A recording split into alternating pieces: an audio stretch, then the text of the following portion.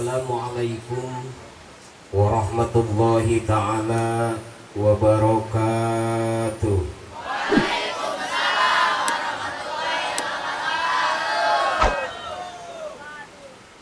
Alhamdulillahilladzi ja'alan nikah syar'an minas syara'i'il qadimah wa ja'alahu sababan lihusulis sakinah wal mawaddah warahmah. Asyhadu an la ilaha illallah wahdahu la syarika lahul huda liman haqqa alaihil hidayah. Wa asyhadu anna sayyidana wa maulana Muhammadan abduhu wa rasuluhul mu'awwinu liman haqqa alaihi syafa'ah. Allahumma fasalli wa sallim ala sayyidina Muhammadin wa ala alihi wa ashabihi wa tabi'it tabi'ina li sunnatihi ila yaumil qiyamah.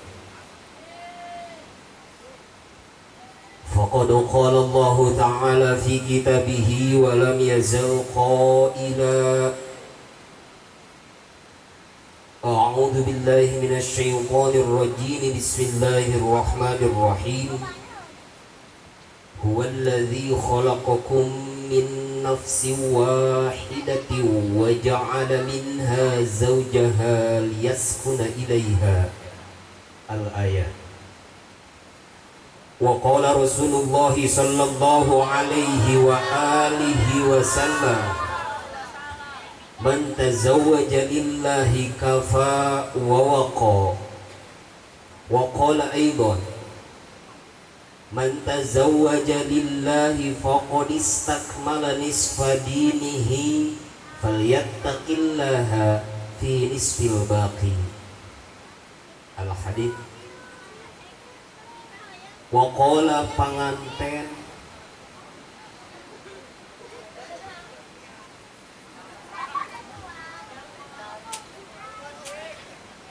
ngaragaji kai jengjing leuwih liat batang turun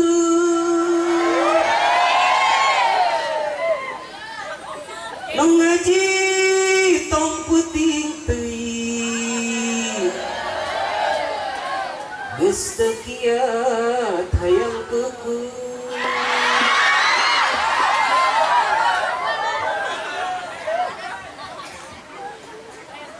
Aya opak rada liat bogodoh reujung ranginang. Ieu budak geus teu kiat sasontrol neangan liat. Amma ba'du. Laku pipayun urang sami-sami muji syukur mahadirat Allah subhanahu wa ta'ala. Wirehna urang sadayana alhamdulillah dina danget ieu dikersakeun tiasa kumpul ngariung gemprah ngalayah di ieu partempatan anu maksad silareng tujuan seja nyuprih ridha serta maghfirahna Allah subhanahu wa ta'ala. Asbab wasilah sahibul hajat urang tiasa nyumpinga dina acara nu kalintang pisan mulyana, acara tasyakkur ka Allah subhanahu wa ta'ala. Mudah-mudahan urang sadayana sing kalebetkeun jalmi-jalmi anu kakucuran ku rahmat serta magfirahna Allah subhanahu wa ta'ala. Amin ya rabbal alamin. Sholawat sinareng salam mugia salamina dicurah limpahkeun ka baginda Nabi besar Kangjeng Nabi Muhammad keluargina sahabatna tumugi ka urang sadayana. Mudah-mudahan ku terus jeung terusna urang manggil-manggil jenengan anjeuna ku ngaoskeun sholat. Mudah-mudahan urang oge engke digerok ku anjeuna, ditulung ku anjeuna, diajak ku anjeuna, dicanak ka surga Allah Subhanahu wa taala. Amin ya rabbal hadratal mukarramin, para sesepuh kasepuhan, wabil khusus karsana Ki Haji oge aparat pemerintahan, wabil khusus Bapak Kades serta Bapak Reterewena sadayana, oge ka para tokoh masyarakat kampung Desa Tipar, insyaallah jantan desa. Amin. Anu sami kusim kuring dipihormat ibu-ibu, bapak-bapak sadayana, wabil khusus sohibul jahad, sohib anu manas ajana dina waktos ayeuna nembongkeun rasa syukur ka Allah Subhanahu wa taala. Ajana dina waktos ayeuna jalmi anu pangmulyana di hadapan Allah Subhanahu wa taala. Dina waktos ayeuna anjeunna jalmi anu panggede-gedena pahala. Sabab asbab wasilah urang hadir ka ieu tempat kulantaran anjeunna. Anu disebatkeun dakwah, anu disebatkeun ngajak kana kasayan, lain tiba ukur mubalig anu sok tausiah, anu sok ceramah, tapi anu disebatkeun dakwah itu ad-da'i ila dinil haq, jalma anu ngajak kana agamana Allah Subhanahu wa taala. Anu hadir di dieu leuwih ti 40 jalmi, doana diijabah ku Allah Subhanahu wa taala, sadayana dicabutan dosa-dosana ku Allah Subhanahu wa taala, sadayana dikucuran rahmat ku Allah Subhanahu wa taala. Rahmat jeung ampunan Allah eta tamplok ka jalmi anu jadi lalakon kana ngayakeunna ieu acara saha sohibul hajat, sohibul bait atuh. Alhamdulillah, doakeun kurang sadayana anjeunna anu parantos ngorbankeun harta harti tanaga katut ebutadana dina ngalaksanakeun syukuran ieu masing digentosan ku Allah. Amin. Sing yakin sahibul hajat bakal diijabah ku Allah, anu ngadoakeun di dieu, anu ngaaminan sapali ieu aya dina pangijabahna Allah. Jadi teu sapati-pati jalma kumpul majtama'a qaumun wa yad'u wahidun, teu sapati-pati kumpul kaum-kaum aya nu ngadua saurang wa ya'manu ba'duhum sawareh ngaaminan illastajaballah, terkecuali eta doa teh bakal dijabah ku Gusti. Alhamdulillah.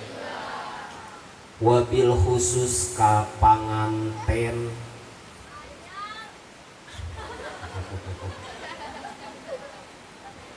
peke kuma ente tambahan bonus panganten saha jenengan nanti Teh Yanti, pamagetna saha Kang Ridwan. Kang Ridwan di mana ya teh? Di Lembang, jauh Lembang. Liper. Jangan lupa boy. Kang Ridwan tebih-tebih di Lembang ka dieu Cimuleut naon nu diteang susu padahal loba di ditu susu mahal di ditu mah susu na susu Lembang, di dieu mah SGM susu gantuk montok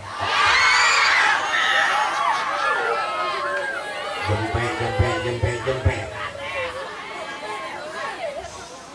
wayahna nah make daratan ka dieu da ieu mah keur panganten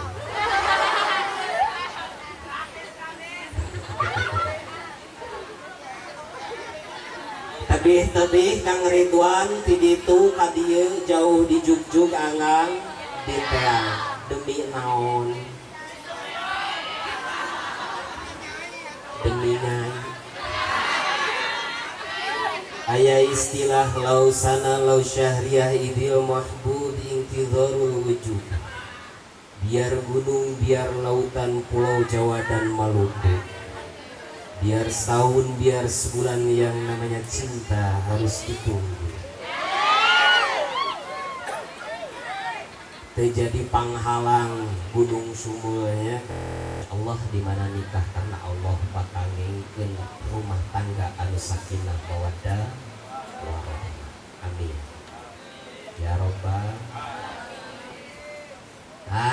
ieu geus narunutan deh kah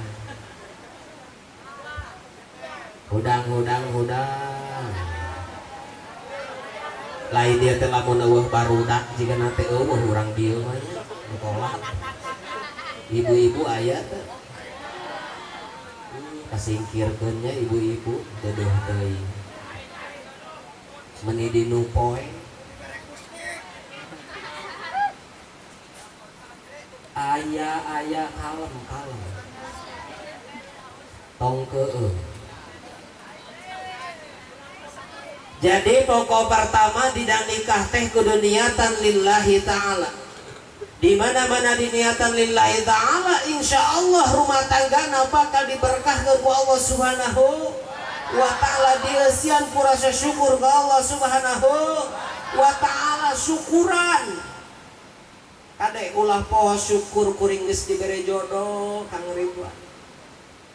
Sok ayeuna anu rumah tanggana geus 10 tahun ebutkeun ku ece ku bapak sadayana dina jero rumah tanggana loba alusna atau loba gorengna, loba nyaahna atau loba keheulna, loba bageurna atau loba paseana.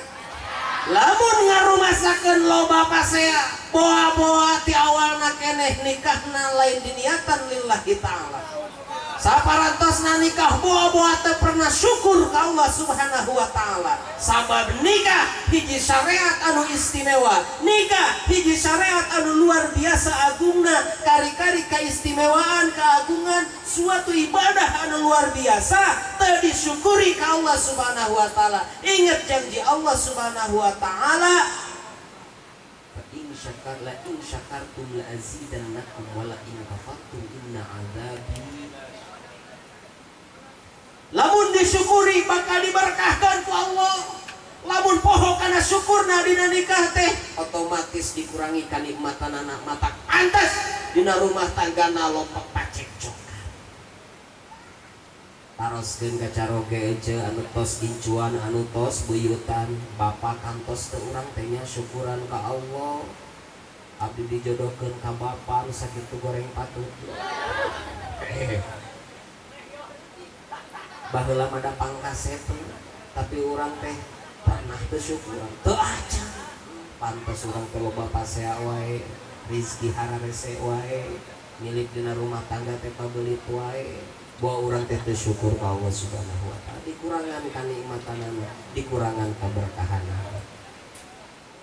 Lamun syukur sok teh ayeuna di bejaan mengpeng aya kasempatan syukuri rumah tangga anu geus sekian puluh tahunna. Syukuri ka Allah subhanahu wa ta'ala dipaparinan jodoh, dipaparinan caroge di paparinan istri-istri di paparinan caroge geus diaprokeun ku Allah Subhanahu wa taala. Syukuri ka Allah, insya Allah kanikmatan dina rumah tanggana bakal bertambah. Amin ya robbal alamin.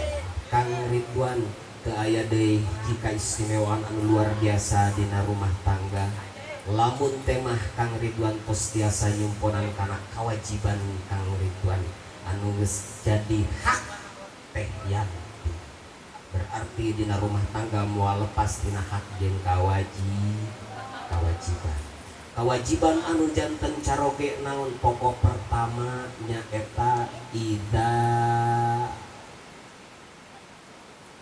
lain ida nadorta. Jadi di mana-mana boga katuangan anjeun tuang bere katuangan serius.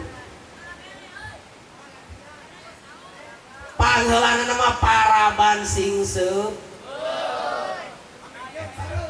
Bere katuangan anu janten bojo teh singwar.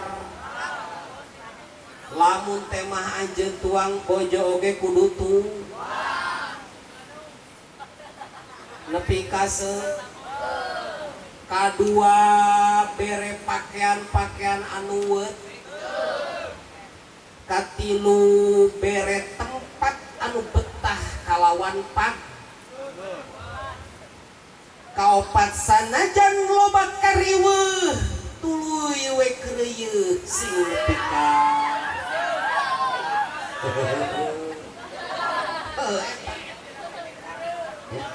kawajibanana. Tapi anu paling pokok tina eusi eta naon kewajiban caroge nya eta nyolehkeun anu janten istri. Ya nu paling berat. Asana teh berat lamun teh urang teu apal ilmuna, berarti wajib apal kana ilmuna dina rumah tangga sesuai anu ajarkeun ku Allah sareng Rasul. Tugas caroge paling utama nyolehahkeun anu janten istri. Berarti di mana-mana istri bisa solehah kusabab anu janten carogena, ku diwurukanana, ku dipapatahanana, ku dielinganana jeung sagala rupana. Nepikakeun anu tadina baragajul, nepikakeun anu tadina borongongong, berubah eta istri jadi istri anu soleh, maka bagja ke anu janten suami. Da balesanana teu aya deui, lamun lalaki anu soleh, istri anu solehah, jaminanana surga Allah Subhanahu wa taala. Ad-dunya mata'un wa khairu mata'iha al-mar'atus sholihah. Sebaik-baik harta benda adalah wanita solehah.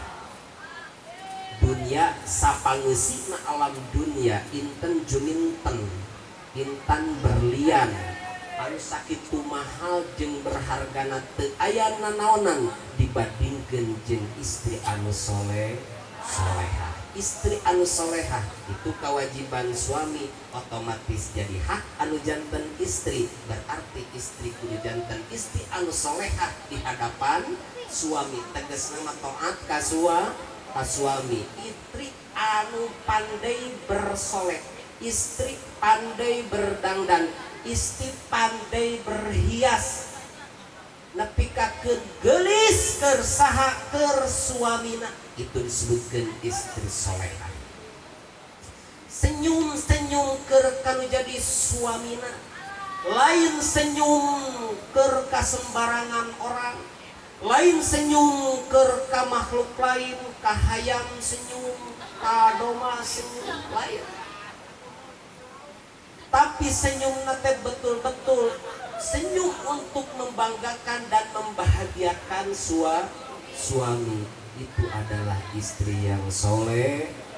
Allahumma sholli wa sallim wa barik. Setiap keindahan yang tampak oleh mata, itulah perhiasan dunia.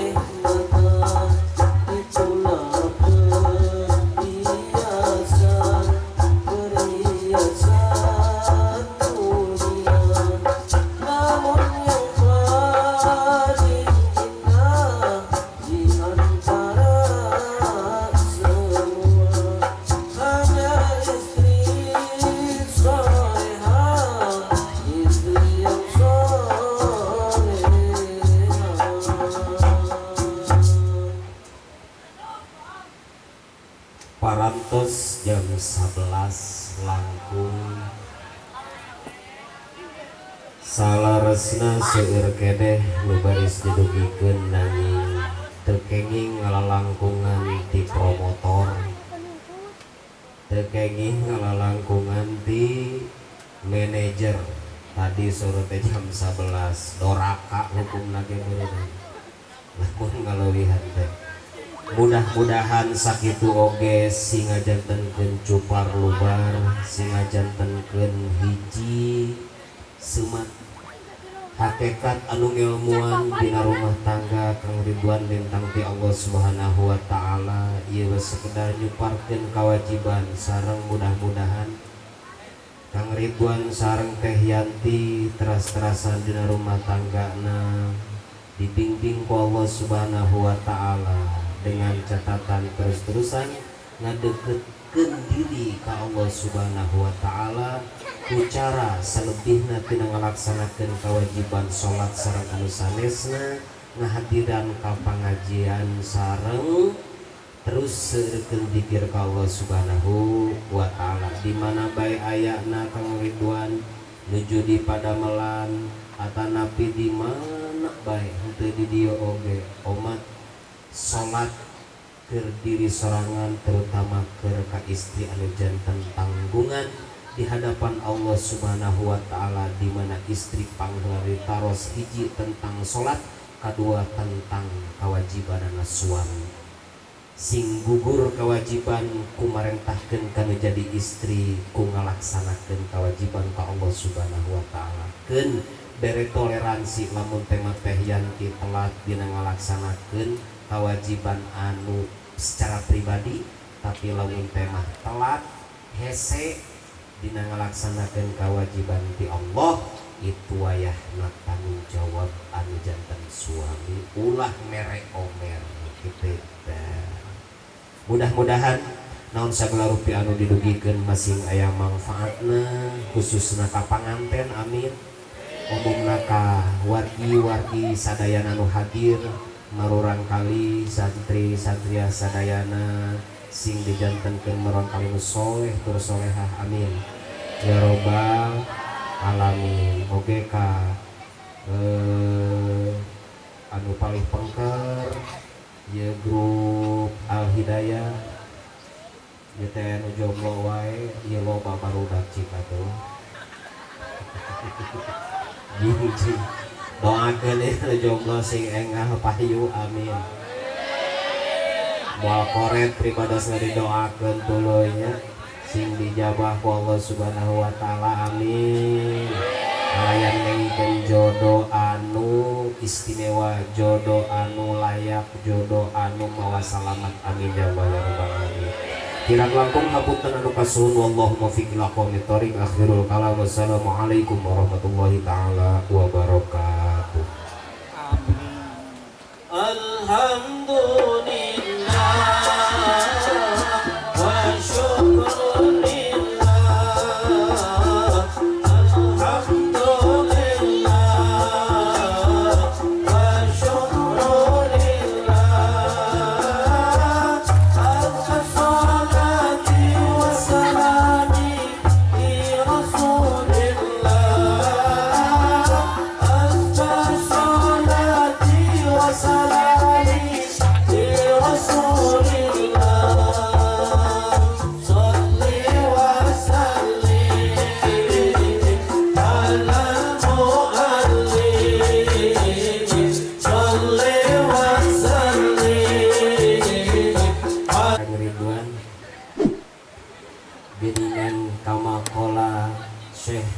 Arya walaupun membentang jarak di antara kita, di tema Teh Yanti ku rela demi cintaku setia menerima.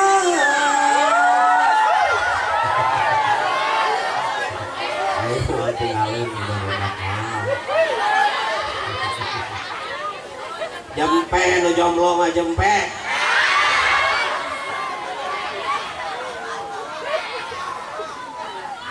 Iya mah jaromlo ngukul yang hadir deh. Tapi dak sababaraha rupa aya jomblo-jomblo kudrot.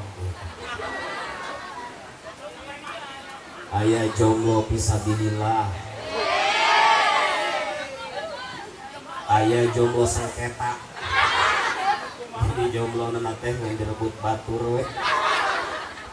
Karebut deui.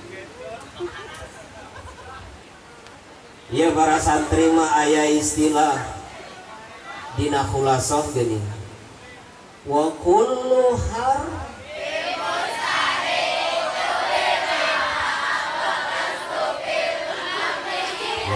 sing balik. Wa kullu harbin mustahiqun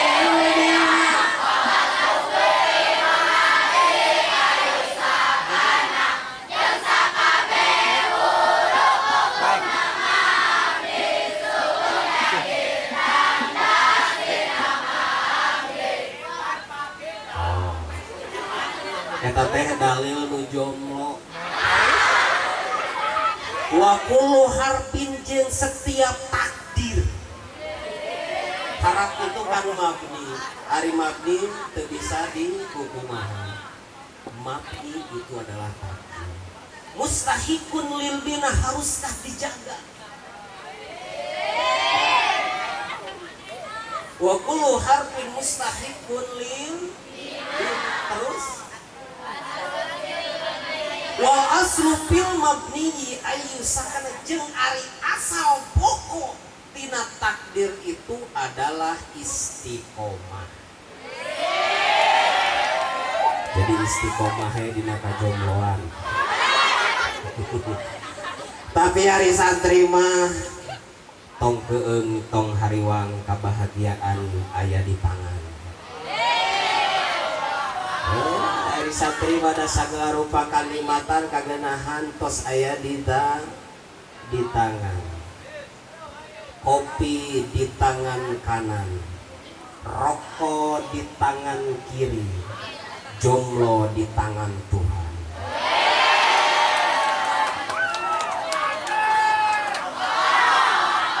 Jadi santri mah kudu nyieun korojo.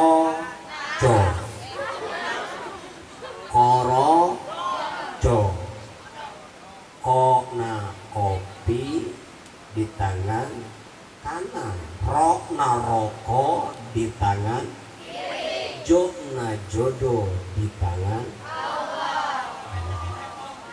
korojo. Sok nyen grup korojo keistimewaan keur santri. Pen urang doakeun ka ieu dua mempelai sabab waktos nyamporet anu paling inti disuhunkeun ku mempelai teh doa. Urang sadaya sami-sami ngadoakeun anu dihususkeun ka ieu panganten disarengan ku sadayana siap. Allahumma sholli wa sallim wa barik.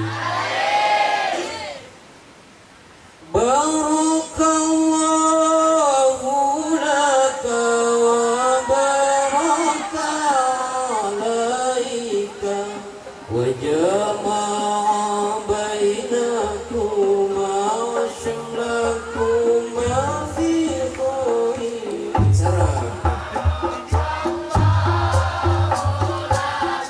Wa baraka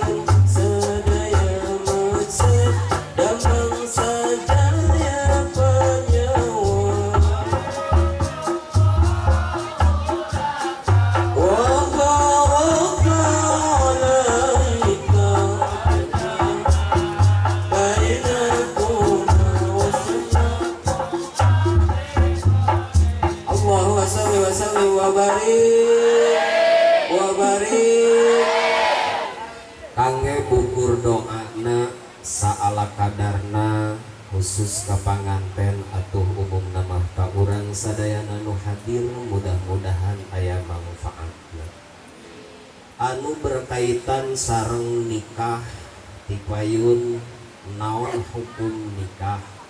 Nikah teh aya anu wajib, aya anu sunat, aya anu makruh, aya anu haram. Anu wajib nikah kumaha? Anu wajib mah di mana-mana jalma geus boga bekal, geus mampuh napakah lahir, mampuh napakah batin. Tuluy manehanana lamun teu ngalaksanakeun nikah teh bakal timbul perzinahan. Maka eta jalma kahukuman ku hukum wajib. Kadua sunat. Hukum nikah sunat lamun kumaha? Anu sunat teh lamun jalma boga bekal mampu nganapakahan lahir, mampu nganapakahan batin.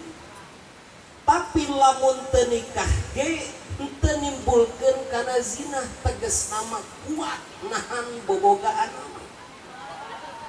sunnah. Katilu hukum nikah teh anu makruh. Anu makruh mah saperti kumaha jalma anu teu boga bekal, jalma anu teu mampu nganapakahan lahir tapi mampu nganapakahan batin. Terus lamun nikah teh, lamun teu nikah teu matak nimbulkeun kana zina jeung teu matak ngurangan dina ibadah, tegasna ngalaksanakeun sunnah-sunnah ti Rasulullah sallallahu alaihi wasallam. Maka kaopat haram. Nu kumaha nu haram? Jalma anu teu mampu pikeun nganapakahan lahir, tegasna teu boga bekal. Usaha aya usaha ge anu haram. Lamun tema nikah pamajikan teh bakal diparaban ku parab anu haram. Tegasna maladang usaha anu haram seperti judi, seperti naon deui ngabangsat, naon deui begal, naon deui loba. Terus teu mampu nganapakahan batin bobogaanana letoi ngulapes, maka eta hukumna haram keur ka eta lalaki ni. Eta hukumna jempe kinyih mah jempe jomblo sabilillah mah jempe. Dasar-dasar nikah, ari dasar nikah teh nyaeta ayat Allah Subhanahu wa taala keur ka jalma anu geus payus pantes pikeun ngalaksanakeun nikah. Wa ankihul ayyama minkum wasolihina min ibadikum wa imaikum. Hadis Rasulullah sallallahu alaihi wasallam, ya ma'syarus syabab man istata'a minkumul ba'ah. Heh pamuda, saha-saha wae ti golongan pamuda lamun teh mampu kana berumah tangga pal yatajawaz, prak laksanakeun rumah tangga. Naon sababna? Fa innahu aghaddu lil basar, sabab ku jalan nikah itu meremkeun kana panon bocos lain, bolodog lain, ceor lain, ceang lain. Maksudna gaduh mata henteu ditinggalikeun kana anu lain satingali-tingali. Henteu dipake kana maksiat ka Allah Subhanahu wa taala. Wa ahsanu lil farj. Nya kitu dingajaga kana pembogaan. Henteu suludak-suluduk ka mana karep. Ulal elol kana janela batur. Kitu. Eta teh keur anu mam. Kumaha lamun teh mah henteu mampu. Fa in lam yastati fa innahu bisawm. Ya, lamun teh mah teu mampu bisawm puasa. Ku puasa mah leuleus boro-boro hayang kana itu fa innahu lahu wijah. Sabab puasa eta ngarupakeun obat. Saha nu pangheulana nikah? Anu pangheulana nikah teh nyaeta Kangjeng Nabi Adam alaihi salatu wassalam. Jadi hiji syariat anu disyariatkeun ku Allah Subhanahu wa taala. Syariat Islam anu pangheula-heulana, kaistimewaanana syariat Allah anu diayakeun pangheulana jeung syariat Allah anu moal aya tungtungna, itu nikah.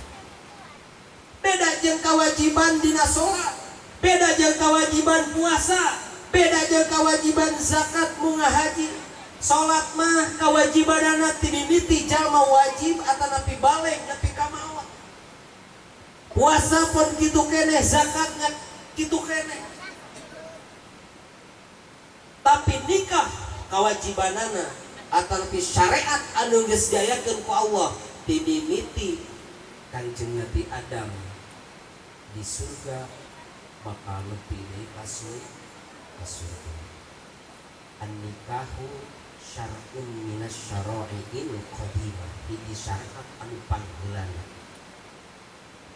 Saha anu pangheulana teh miladuni Adam alaihi salatu wassalam hatta stamarra fil jannah, sehingga kata syariat teh dibawa ke surga. Di surga ge aya pernikahan. Jadi ya zuzulil insani ayan kaha menang ka manusia nikah fil jannah di surga. Walau 5 hari nyihi sekalipun di surga mah kanu jadi mahramna menang nikah. Lamun teh bogoh ka lanceuk di surga mah pe. Di dunia mah teu meunang. Bogoh ka adi pe. Ngan aya nu teu meunang nepi ka surga nikah. Nya eta ma adal usul wal furu, teu meunang nikah kaluhur tegasna nama indung wal furu kahanap nyaeta kaan ka indung jeung ka anak mah di surga tegas. Itu syariat anu pangheulana di ayat ini.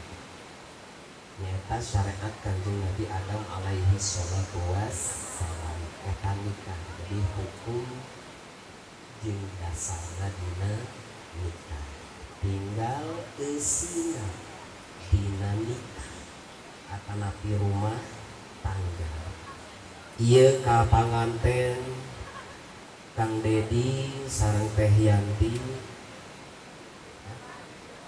Ridwan, Kang Ridwan sareng Teh Yanti elu rumah tangga teh jeung rupa-rupa teh nya Kang Ridwan pokok pertami niatan kalawan niat anu saya niat lillahi ta'ala, sehingga keun dawuh junjunan Rasulullah sallallahu alaihi wasallam man tazawwaja lillahi kafa wa waqa. Saha jalma anu nikah karena Allah Subhanahu wa taala kafa wa waqa. Kafa bakal dicukupkeun dina sandang pangan milik rezeki, wa waqa bakal dijaga ku Allah Subhanahu wa taala tina sagala rupi mara bahaya malapetaka anu loba ditimbulkeun ditibakeun ka jalma anu sateu acan nikah. Di mana tos nikah karena Allah Subhanahu wa taala mah bakal dijaga. Maka pokok pertama niatan karena Allah.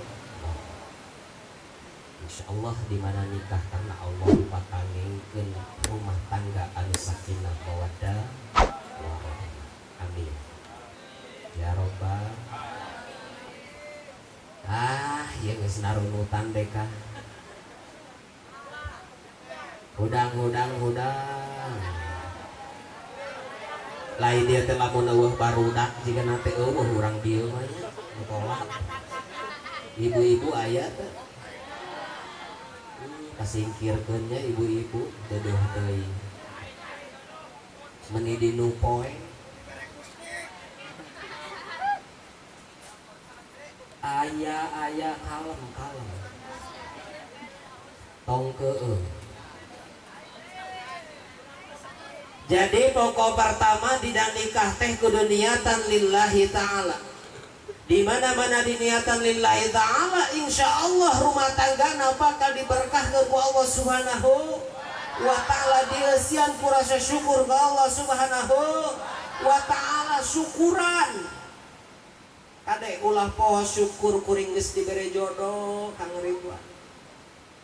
Sok ayeuna anu rumah tanggana geus 10 tahun ebutkan ku ece ku bapak sadayana dina jero rumah tanggana loba alusna atau loba gorengna, loba nyaahna atau loba geheulna, loba bageurna atau loba paseana. Lamun ngarumasakeun loba pasea boa-boa ti awalna keneh nikahna lain diniatan lillahi ta'ala. Saparantosna nikah boa-boa teu pernah syukur ka Allah subhanahu wa ta'ala. Sabab nikah hiji syariat anu istimewa, nikah hiji syariat anu luar biasa agungna, kari-kari kaistimewaan keagungan suatu ibadah anu luar biasa teu disyukuri ka Allah subhanahu wa ta'ala. Ingat janji Allah subhanahu wa ta'ala, fa in syakartum la azidannakum wa la in kafartum inna 'adzabi. Lamun disyukuri bakal diberkahkan ku Allah. Lamun poho kana syukurna dina nikah teh otomatis dikurangi kanikmatan anak mata pantes dina rumah tanggana lompat pacekcokan. Paroskeun ka caroge ece anu tos gincuan anu tos buyutan bapak kantos teu urang teh nya syukuran ka Allah. Abdi dijodohkeun ka bapak anu sakitu goreng patut. Baheula mada pangkaset tapi urang teh pernah teu syukuran teu acan pantes urang teh loba pasea wae rezeki hararese wae milik dina rumah tangga teh pabelit wae bahwa urang teh teu syukur ka Allah subhanahu wa ta'ala, dikurangan kanikmatanana, dikurangan keberkahanana. Lamun syukur sok teh ayeuna di bejaan mengpeng aya kasempatan syukuri rumah tangga anu geus sekian puluh tahunna. Syukuri ka Allah subhanahu wa ta'ala dipaparinan jodoh, dipaparinan caroge, dipaparinan istri-istri, dipaparinan caroge geus diaprokeun ku Allah subhanahu wa ta'ala. Syukuri ka Allah, insya Allah kanikmatan dina rumah tanggana bakal bertambah. Amin ya robbal alamin. Kang Ridwan teu aya deui jika istimewaan anu luar biasa dina rumah tangga. Lamun temah Kang Ridwan tos tiasa nyumponan kana kewajiban Kang Ridwan anu geus jadi hak teh yanti. Berarti dina rumah tangga moal lepas tina hak jeung kewajiban. Kewajiban anu janten caroge naon pokok pertama nyaeta ida lain ida nadorta. Jadi di mana-mana boga katuangan anjeun tuang bere katuangan serius. Pangheulana nama paraban singseup. Bere katuangan anu janten bojo teh singwar. Lamun temah anjeun tuang bojo oge kudu tung. Nepi ka kadua bere pakaian anu weut, katilu bere tempat anu betah kalawan pak, kaopat sanajan loba kariweuh tuluy we kreuyeut sing nepi ka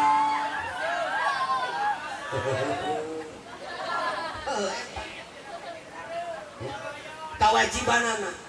Tapi anu paling pokok tina eusi eta naon kewajiban caroge nyaeta nyolehkeun anu janten istri. Ya nu paling berat. Asana teh berat lamun teh urang teu apal ilmuna, berarti wajib apal kana ilmuna dina rumah tangga sesuai anu ajarkeun ku Allah sareng Rasul.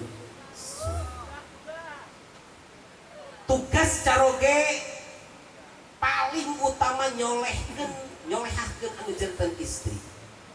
Berarti di mana-mana istri bisa solehah kusabab anu janten carogena ku diwurukanana, ku dipapatahanana, ku dielinganana jeung sagala rupana nepikakeun anu tadina baragajul, nepikakeun anu tadina borongongong, berubah eta istri jadi istri anu soleh, maka bagjakeun anu janten suami.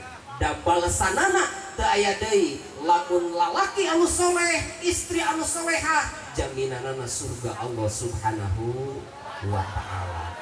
Ad-dunya mata'un wa khairu mata'iha al-mar'atus solihah. Sebaik-baik harta benda adalah wanita solehah. Dunia sapangeusina alam dunia inten juminten, intan berlian, anu sakitu mahal jeung berhargana teu aya nanaonan dibandingkeun jeung istri anu solehah. Istri anu solehah itu kewajiban suami, otomatis jadi hak anu janten istri. Berarti istri kudu janten istri anu solehah di hadapan suami, tegasna mah taat ka suami. Istri anu pandai bersoleh, istri pandai berdangdan, istri pandai berhias, nepikakeun geulis keur saha keur suamina, itu disebutkan istri solehah.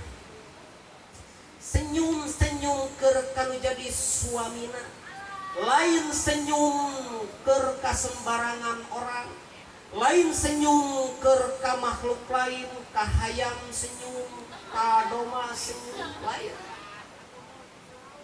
Tapi senyumna teh betul-betul senyum untuk membanggakan dan membahagiakan suami. Itu adalah istri yang soleh. Allahumma sholli wa sallim wa barik. Setiap keindahan yang tampak oleh mata, itulah perhiasan dunia.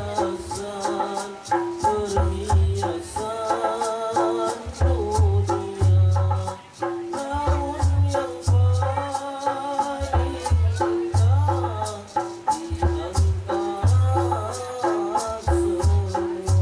semua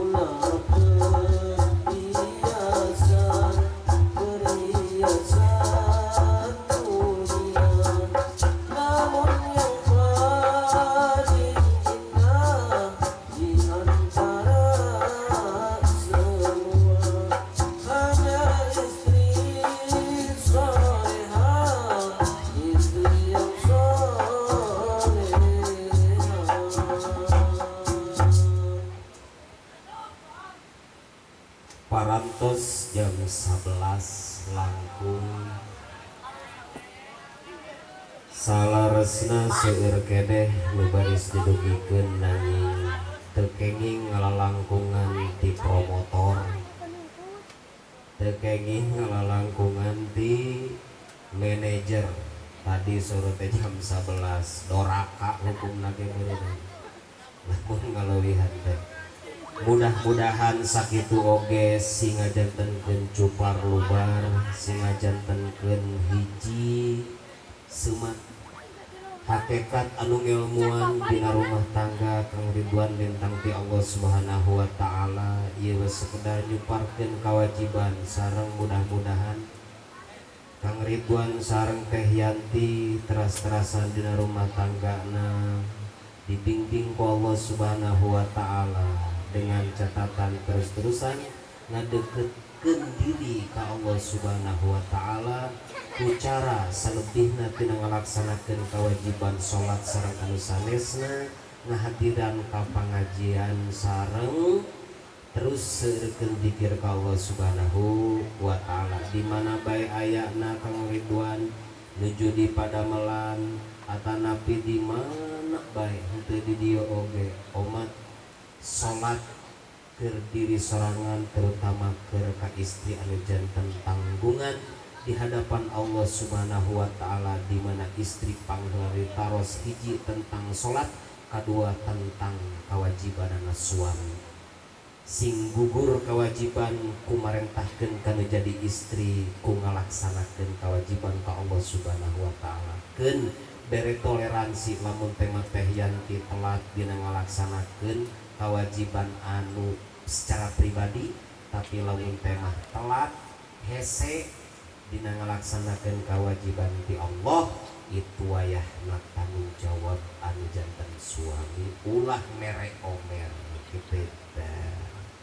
Mudah-mudahan naon sagala rupi anu didugikeun masing aya manfaatna khususna ka panganten amin, umumna ka wargi-wargi sadayana nu hadir marurang kali santri-santria sadayana sing dijantenkeun marurang kali nu soleh tur solehah amin ya robbal alamin. Oge ka anu paling pengker ya grup Al Hidayah ya teh anu jomblo wae ieu loba barudak Cikatuh giji doakeun anu jomblo sing engah payu amin. Moal koret pribadosna didoakeun tuluy nya sing dijabah ku Allah Subhanahu wa taala amin. Layan nengikeun jodoh anu istimewa, jodoh anu layak, jodoh anu mawa salamat amin ya rabbal alamin. Kirang langkung hapunten anu kasuhun wallahu muwaffiq ila aqwamit thoriq. Akhirul kalam wassalamualaikum warahmatullahi taala wabarakatuh. Amin. Alhamdulillah.